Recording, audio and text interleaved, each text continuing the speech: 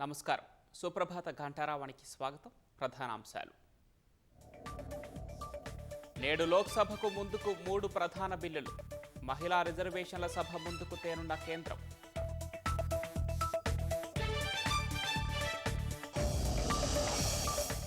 డీలిమిటేషన్పై బిల్లును వ్యతిరేకిస్తున్న ప్రతిపక్షాలు. రాజ్యాంగ సవరణ బిల్లుపై కొనసాగుతున్న పేటముడి.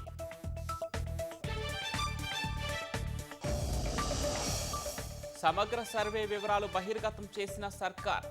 కేంద్రం కులగణనను ఆదర్శంగా తీసుకోవాలన్న మంత్రి పొన్నం.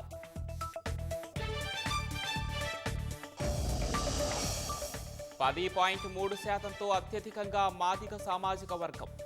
7 కులాల వద్దే సగానికి భూమి ఉన్నట్లు నివేదిక.